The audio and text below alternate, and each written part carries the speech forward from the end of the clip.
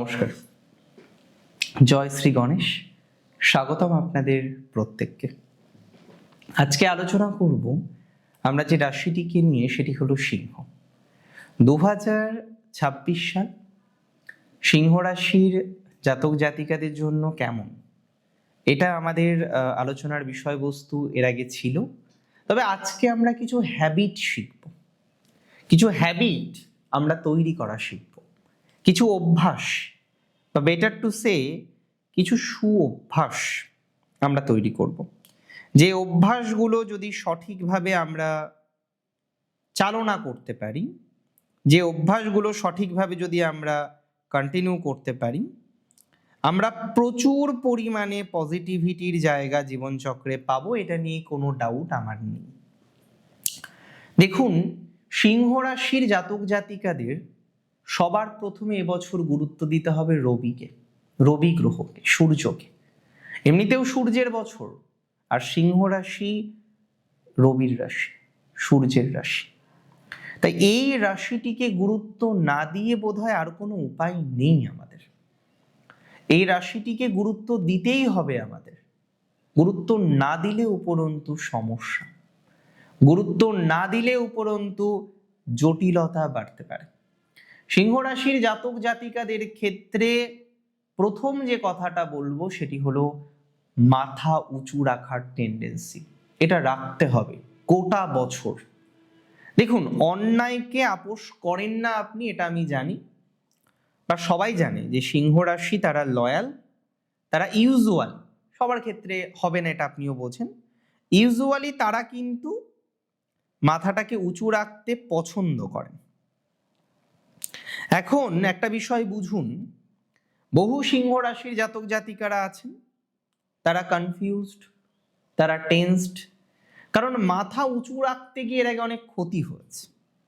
তবে এই বছরটা আমি বলবো আপনার আত্মসম্মানকে বিশেষ গুরুত্ব আপনাকে কিন্তু দিতে হবে। আপনার আত্মসম্মানকে যত গুরুত্ব দিতে পারবেন, তত বেশি পজিটিভিটি এই বছর কিন্তু আপনার জীবনচক্রে আসবে। এতটুকু কিন্তু শিওরিটি আমি আপনাকে দিচ্ছি, বা এতটুকু কিন্তু শিওরিটি আমি আপনাকে প্রোভাইড করছি। তাহলে আত্মসম্মানকে বিশেষ গুরুত্ব দেওয়ার প্রয়োজনীয়তা রয়েছে, এটা নিয়ে কোনো রকম ডাউট আমার অন্তত পক্ষে নেই।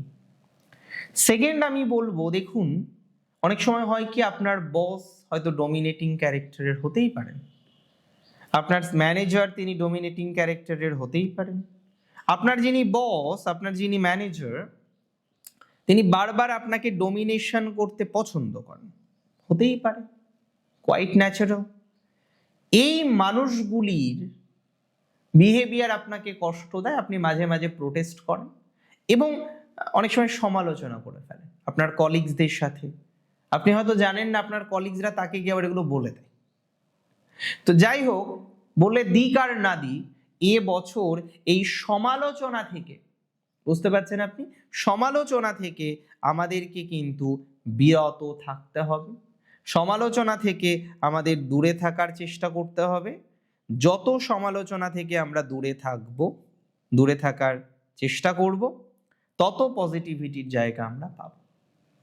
সমালোচনায় যাব না, পরিষ্কার। যে কোনো ধরনের পিএনপিসিতে আমরা জড়াবো না, পরিষ্কার। পরনিন্দা, পরচর্চাটাকে বাদ দিতে হবে এবছর।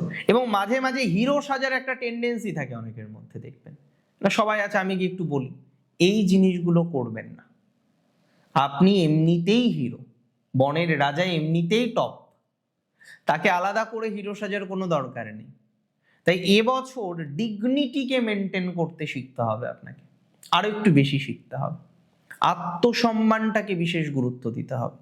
যেখানে সম্মান নেই, বারবার আপনাকে অপমান করা হচ্ছে, আপনাকে অবহেলা করা হচ্ছে, আপনি বারবার অবহেলিত হচ্ছেন, যে সমস্ত জায়গাগুলো থেকে, সেই জায়গাগুলো থেকে ধীরে ধীরে বেরোনোর চেষ্টা করতে হবে আপনাকে। যদি সেই জায়গাগুলো থেকে ধীরে ধীরে বেরোতে পারেন, আমার মনে হয় পজিটিভিটির মাত্রাটা আপনার জীবনচক্রে অনেকটাই পজিটিভিটির জায়গাটা তৈরি হয়ে যাবে। বা তৈরি হয়ে যেতে পারে। দেখুন, সময় সুযোগে আমাদের জীবনচক্রে পজিটিভিটিগুলো আসে, এটা তো স্বাভাবিক।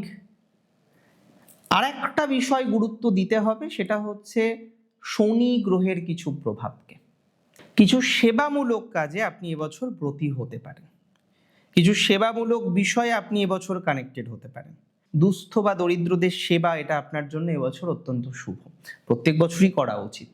এবং বিশেষ করে যাদের আর্থিক সমস্যা কিংবা ভিটে বাড়ি নিয়ে সমস্যা, ভিটে বাড়ি বলতে তার প্রপার্টি রিলেটেড প্রবলেম হচ্ছে, আপনার কাছে হয়তো অপশান আছে যে সেটাকে কিছুদিন হয়তো রক্ষা করার, বা তিনি হয়তো লোন নিয়ে বিপদে পড়েছেন, এটা নয় আপনি গিয়ে তার জিম্মেদারি নেবেন। ভালো করে বুঝুন, সিংহের মধ্যে আবার এই টেন্ডেন্সিটা খুব, ধরে আনতে বললে বেঁধে আনে, হেল্প করতে বললে একদম দায়িত্ব নিয়ে আসে না। আপনি তার রেসপন্সিবিলিটি নিতে যাবেন না, বাট আপনি তাকে একটু সহযোগিতা করলেন। কিন্তু কোনো পেপারে সিগনেচার করে তার রেসপন্সিবিলিটি নেওয়া, কোনো কোনো ক্ষেত্রে একদম ডিরেক্টলি অ্যাটাচড হয়ে যায়, এগুলো হলেই বিপদে পড়বে, এগুলো করা যাবে না। এবং যারা দুস্থ, যারা দরিদ্র, যারা একটু অসুবিধার মধ্যে হয়তো পড়েছেন, আবার পরে হয়তো ঠিকও হয়ে যাবে, তাদেরকে বিশেষ সহযোগিতা করতে পারেন, তাদের পাশে এসে দাঁড়াতে পারেন আপনি, তাদেরকে একটু সাপোর্টের জায়গা তৈরি করতে পারেন। এটা নয় তার পুরো রেসপন্সিবিলিটি আপনি নিয়ে নেবেন, কিন্তু আমি মনে করি যে অন্তত এই জায়গাটাকে কিছুটা ম্যানেজ করে আপনাকে চলতে হবে, কিছুটা ম্যানেজমেন্টের জায়গায় আপনাকে নিজেকে নিয়ে আসতে হবে, এটা কার্যত খুব দরকার। যত বেশি ম্যানেজমেন্টের জায়গায় নিয়ে আসতে পারবেন, জানবেন পজিটিভিটির মাত্রাটা তত বেশি আপনার বৃদ্ধিপ্রাপ্ত হবে, তত বেশি ডেভেলপমেন্ট আপনার লাইফে আপনি দেখতে পারবেন, তত বেশি অগ্রগতির জায়গা আপনার জীবনচক্রে আসবে। এবং রেগুলারিটি রাখতে হবে লাইফে, যে আমি একটা কাজের জন্য 10 দিন চেষ্টা করেছি, তারপরে কাজটা হয়নি, কাজটা ছেড়ে দিলাম, নো, ডোন্ট ডু দ্যাট, এটা করবেন না। একটা কাজে চেষ্টা করেছেন, বেশ কিছুদিন চেষ্টা করেছেন, কোনো এক কারণে কাজটা হয়তো সমাধান হয়নি, কোনো এক কারণে হয়তো প্রবলেম এসেছে, কোনো এক কারণে হয়তো অশান্তির একটা বাতাবরণ আপনার জীবনচক্রকে প্রভাবিত করেছে, অশান্তির একটা বাতাবরণ এসেছে। অ্যান্ড প্র্যাকটিক্যালি যদি এরকম কোনো অশান্তির বাতাবরণ আপনি দেখে থাকেন, প্র্যাকটিক্যালি যদি এরকম কোনো অশান্তির বাতাবরণ আপনার এসে থাকে, আই বিলিভ, আমি বিশ্বাস করি, সেই জায়গা থেকে সামহাউ পজিটিভ ভাইবস আসার সংযোগ থাকবে। তবে মাথায় রাখতে হবে হ্যাবিট, অভ্যাস, সুঅভ্যাস। এবং অবশ্যই সিংহ রাশিকে আমি সাজেশন দেব ডেইলি বেসিসে একটু এক্সারসাইজ করার জন্য, একটু ধৈর্য ধরার জন্য। অনেক ক্ষেত্রে দেখা যায় কি জানেন তো, যে একটু তাড়াহুড়ো করে কাজ হয়ে যায় না, ধীরে সুস্থে যা করবেন, যেটুকু করবেন এবছর ধীরে সুস্থে করবেন, আত্মসম্মানকে গুরুত্ব দেবেন।